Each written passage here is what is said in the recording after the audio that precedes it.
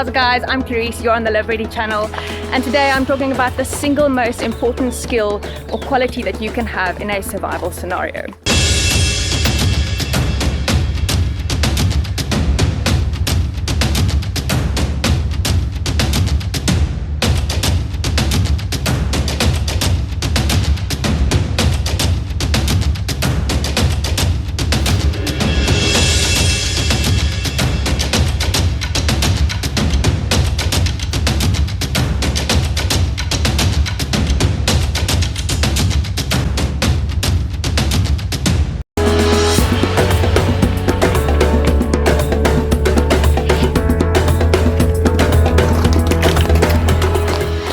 The single most important thing that you can have in a survival scenario is mental fortitude and the ability to prioritize and to make decisions that will get you out of trouble when you're under pressure. So often we see that people who have been in a survival scenario have made strange decisions, and it's that fight or flight response, and it's something that we all have. But you can actually train yourself to take a step back, take a deep breath, consider the scenario that you're in and prioritize your needs and make sure that you make decisions that will get you out of that scenario.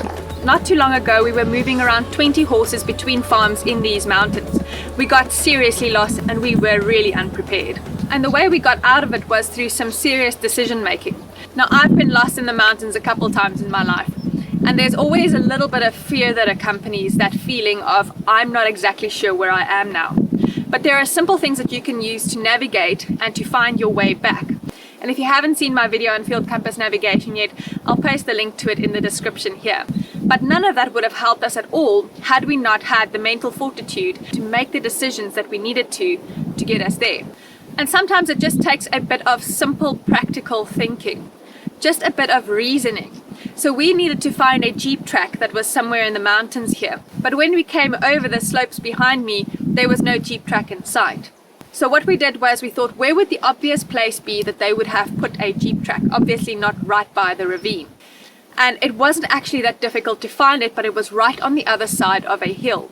So if you find yourself in a scenario like we did, for example, where you're looking for a track but you can't find it, simple thinking such as that if you follow a river will usually cross a road at some point, or a bridge, and that road or that bridge might lead you back to civilization or to where you can find help. Mental fortitude is something that you can actually build up and train yourself in. If you spend a bit of time out in the world and the wilderness, you start to get used to some of the scenarios that you might face. Someone who is lost in the mountains might completely forget that they actually need to drink water, and they may completely miss that they're starting to get dehydrated. And they can be so focused on finding their way back to where they need to be that they don't search for water. So break it down for yourself into simple steps. If you get lost, or you're in a panicky situation, or you're in some or the other disaster, what are your most important needs in that moment, and how can you fulfill those needs? If you need shelter from the weather or from the elements, then build a shelter first. From there on, you can assess your priorities and assess your next need and work towards accomplishing your next goal. Also, don't let small setbacks discourage you. If you find yourself in a survival scenario and at first you don't achieve a goal, then try again, or try a different way of achieving that goal. Now, when we got lost in the mountains here, we faced some serious obstacles. We came to a river where some of the horses didn't want to cross. And it doesn't matter how much pushing and pulling and convincing we try to do, those horses did not want to cross.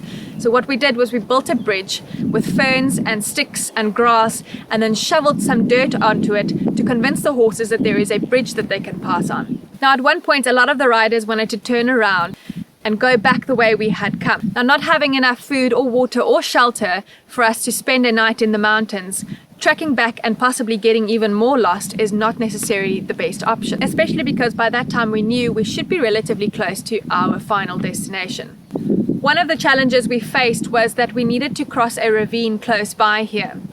And it's got a serious drop to it. I believe it's 130 feet. There's no bridge, and there is absolutely no way that we're going to get the horses across there. Nearby 20 horses crossing a ravine like that seems like an insurmountable task. But all we did was we scouted upriver a little bit to a place where the river became much easier to cross. And when you have a couple of setbacks like that, getting lost, it being a lot further than you thought it would be, having to cross a ravine, trying to get the horses across a river, it can become absolutely overwhelming to some people. And if you have freezing moments where you completely freeze and you cannot deal with the moment, use it to your advantage. Take that freezing moment to take a step back, take a deep breath, consider what the task is, consider what the problem is, and then just find a reasonable and practical solution to your problem. These things can become very demotivating when you have to try and cross a ravine, cross a river, you get lost, it's taking a lot longer than you thought it would, you're tired or you're injured, and all of those things can build in one's mind and it can make you want to give up.